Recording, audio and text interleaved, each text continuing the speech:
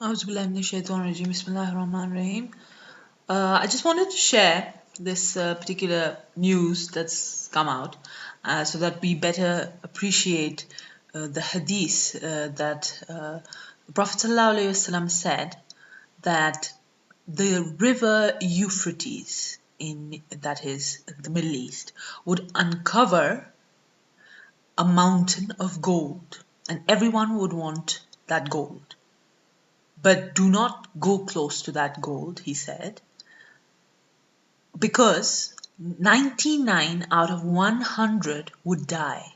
Basically, there's going to be a war wherein 99 out of 100 die. Basically, not a conventional war.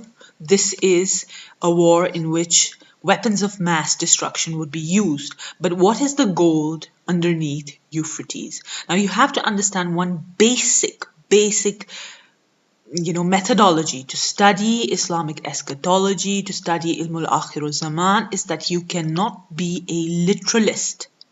There is a prophet, sallallahu alaihi wasallam, who's talking about things that are going to happen 1,400 years from his time. He's going to use symbolic language. That language, he's going to use terms that he uses in his time.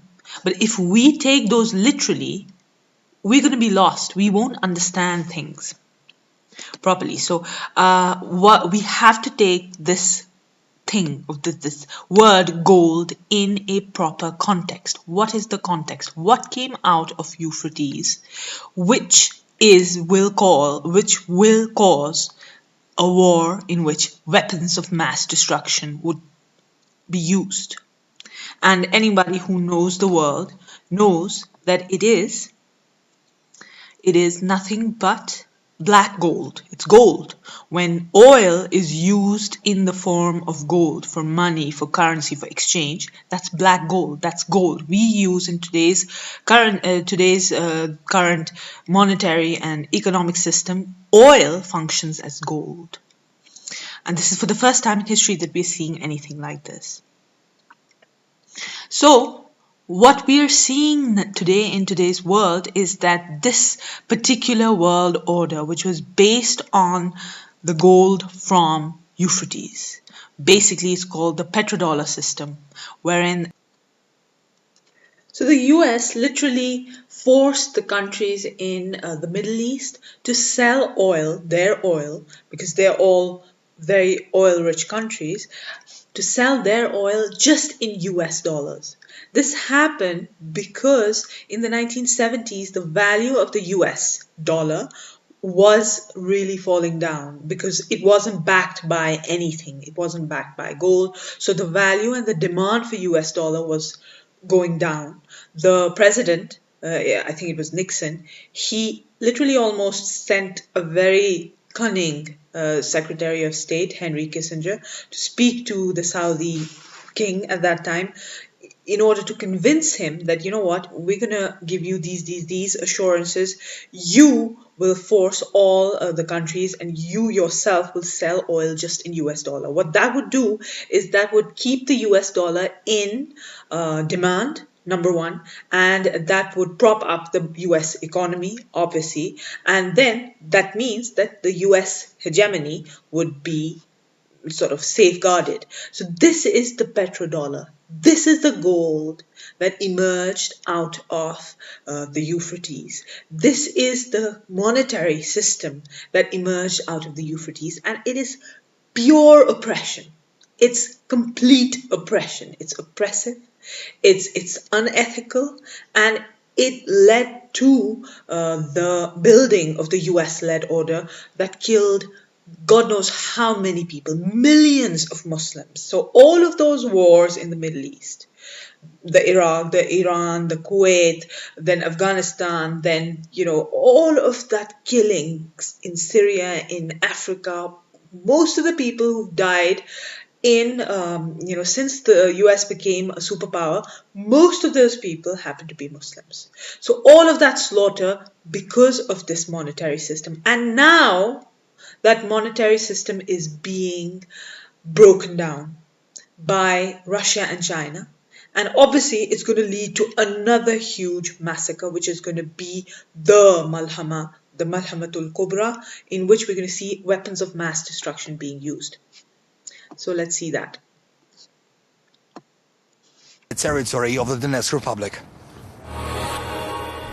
Just about turning 10 past the hour here in Moscow. So the Chinese foreign minister has called for a strengthening of ties in the Middle East. He said the creation of a free trade zone with the 6 states of the Gulf Cooperation Council should be done, quote, as soon as possible. In a call with his Saudi counterpart, he announced the plans while underlining the necessity to further develop ties in infrastructure, investment and high-tech spheres. And this comes amid the Saudi finance minister's recent statement detailing his country and the fact that it is open to trade in other currencies besides the US dollar. There are no issues with discussing how we settle our trade arrangements, whether it is in the US dollar, whether it is the euro, whether it is the Saudi riyal.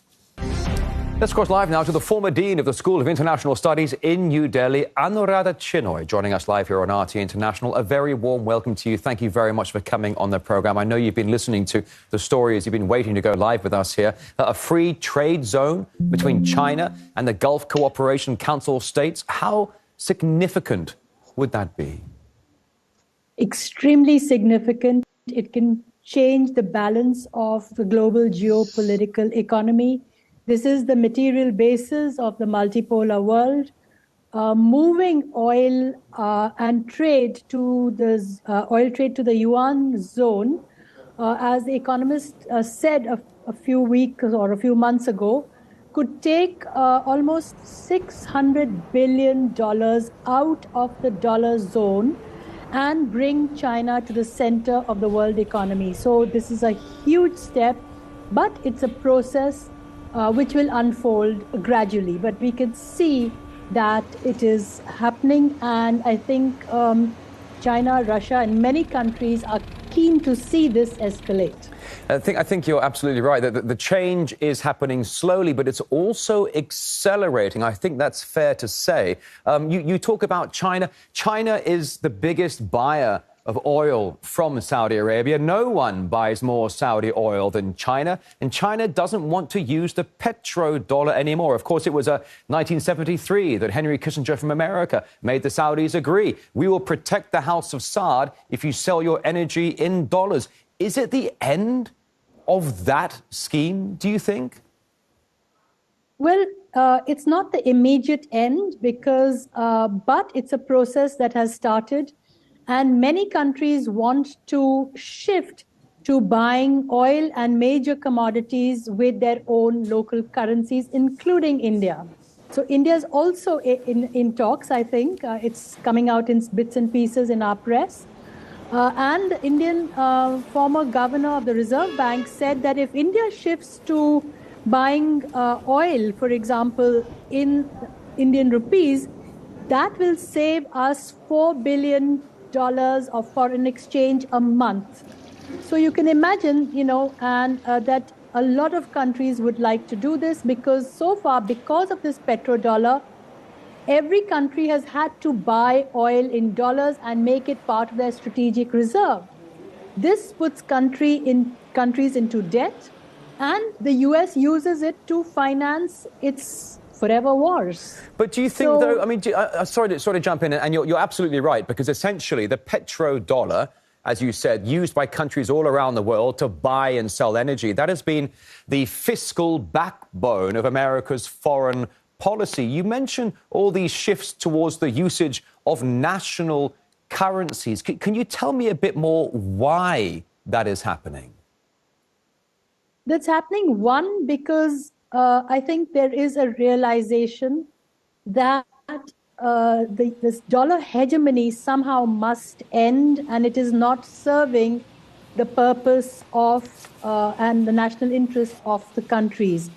The US has sanctioned more than, half the world's population, 75 countries it has sanctioned. And that has led to subsistence problems in many countries. They have taken the strategic reserve of countries that they perceive as a threat. And this continues at an increasing rate. So that's one reason the countries have to save themselves. Second, they are aware of the dollar hegemony. Third, whenever the dollar rises, whenever there is, that leads to inflation in all other countries as a cascading effect. And they're unable to repay their debt. Then they have to restructure their loans, as we've had in Sri Lanka recently. And it's going to happen in Pakistan. And when they restructure their debt, the IMF puts these conditionalities of a more and more neoliberal privatization, which actually gets these countries into a cyclical debt issues. This is exactly right. This is exactly right. So the IMF essentially tends to force-feed countries very high-interest loans. The country can never pay back. So what happens? The country has no choice but to sell off its national assets. Let me ask you this, Anuradha. Well, I've still got you on the program. It's so good to have you with us tonight. If indeed the use of national currencies is burgeoning and blossoming, and if indeed the petrodollar is facing an uncertain future, how would you expect Washington to react? Because the petrodollar, as I said, has been the fiscal backbone of America's foreign policy. They're not going to be happy about it, surely. Absolutely not. And I think they could even bomb a couple of countries because they wouldn't. I mean, this news today would have put their foreign policy circles in a tizzy. And they would take any step to try and stop it. They would try, because they were guarantors of Saudi Arabia's security. They could try a regime change. As it is, they don't like Prince MBS. He has snubbed their efforts to raise the, or lower the amount of oil and intervene in the OPEC plus oil policies. And they have decided now they can snub it because they do have an alternative. They have this alternative which is being offered to them by these rising powers, which is mainly China, but also India, Brazil, South Africa, and Russia. But is it dangerous, Anuradha? Is it dangerous, though? Because, look, go back to what happened. Colonel Gaddafi of Libya. Libya was once the most prosperous nation on the entire African continent. Gaddafi proposed a gold dinar, a pan-African gold dinar, to kick out the petrodollar, a gold dinar to be used across the region to trade in energy. Saddam Hussein in Iraq also proposed a pan-region gold dinar to replace the petrodollar. We all know what happened to Hussein. We know what happened to Gaddafi. Should other world leaders be nervous if indeed they're getting on this bandwagon that is currencies opposed to the petrodollar? Look, this is not going to happen in a rush. These are very small steps. And I think, of course, global leaders will be nervous, and they're not going to do it in a hurry.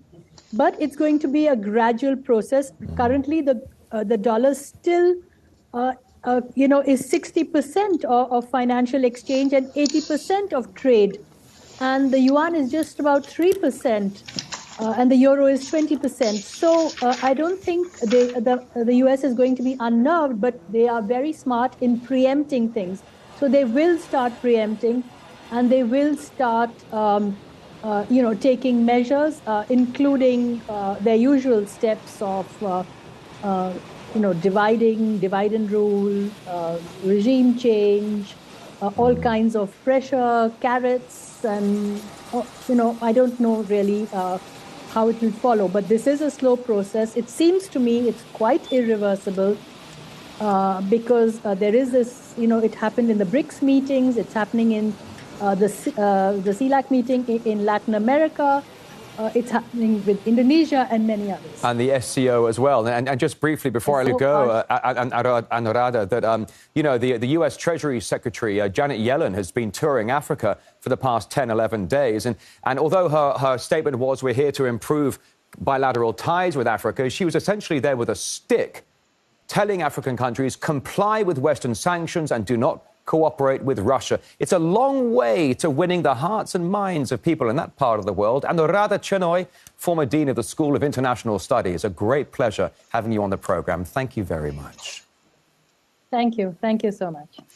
So there you have it. Lots of important points that were covered, and I mean that was really good. Number one, she said this is out of some really important sort of financial analysis, that if this deal happens between the Saudi Arabia and China, you're going to see $600,000 billion lose from the market. They're just gone. That's the loss for the US. So the US is going to face enormous financial losses. The value of the dollar is going to go. Okay, so then what that means is that the US-led world order is completely, it's completely gone, basically. It's being undermined militarily, and this one is going to be like the last nail in the US's coffin. So Pax Americana, or the US-led world order being a superpower, that's gone, out of the window, dead. Just like the British Empire yesterday ruled 2/3 of the world, and then it was gone, dead. It's just a small tiny country, and even now the recent news was that the UK is facing the worst economic crisis of its time. So it was dead long before, and now it's completely impoverished now. And the same thing is going to happen to this superpower as well. So if you remember we have to be really, really grateful to Sheikh Imran Hussain for his analysis. We wouldn't be able to understand and make sense of anything. This doesn't make sense. These countries become powerful, take over the world, and then boom, they're down. Then somebody else comes. This is a very weird cycle of the Western civilization taking hold of the world. And now, for the last part, this is the end of the Western civilizational hegemony on to the world. So we really have to thank Sheikh Imran Hussain for his analysis, because all of this is coming from his books. These are his interpretations, that he's the one who interpreted these as the days of Dajjal. Day number 1, Pax Britannica. That's when the British Empire ruled the world. Day number 2 of Dajjal, Pax Americana. That's when America ruled the world. And we're moving into day number 3, where Israel now directly becomes a superpower. And why is this all connected to this? Because we know that Dajjal is completely related to the state of Israel and its establishment. Now, very important point that she makes, the professor here, that the IMF, what this happens when we need to understand why this cycle happens, this cycle of oppression and tyranny, which is based on the economic system. The professor, she says that because of the petrodollar system, countries around the world go through severe cycles of debt that they owe to the International Monetary Fund, the IMF, right? And why do they do that? Because they need to keep a specific reserve of dollars in order to trade for oil and other commodities. When they can't do that, they lose dollars, or they don't have enough dollars, they take loans. And they can't pay those loans, they become enslaved. And riba, which is usury, which is not just interest, but riba is any oppressive economic transaction, is riba, where one party is being ripped off. That's riba. So riba here is literally killing countries, impoverishing millions of innocent people. And that now we can appreciate the hadith of the Prophet ﷺ and the ayat from the Quran, that why Allah and His Messenger have declared a war against riba. It's in Surah Al-Baqarah that they have declared a war against riba. Because riba, this oppressive economic system, is the cause of the death and the misery of millions of people. And we see that is the number one way in which the US became a superpower. And we are seeing that being undermined and being challenged by Russia. And one last thing that I remember, she mentioned what happens is when countries, poorer countries or underdeveloped countries, then are stuck in the cycle of debt to the IMF, the conditions that the IMF poses is ultra corporatization of its sectors. So you see privatization of resources of countries. So that again basically is a kind of neo-colonialism, wherein you have these very, very big corporations, global corporations and banks taking over the resources of countries and enslaving them and enslaving the people. These are the people who then undermine the elections. They control the election. They control who comes into power. And you see that the common person suffers, whereas only the elite enjoy, and the wealth goes from the masses to this elite. The wealth is controlled by very few people. So extremely, extremely oppressive people. An extremely, extremely oppressive system that came out of this gold from the Euphrates and of this whole petrodollar system, which the Hadith and the Quran tell us. Both we can understand, we can appreciate the ayat of riba in this, we can appreciate the Hadith regarding the gold from the Euphrates in this, and also we can now see that the world is changing.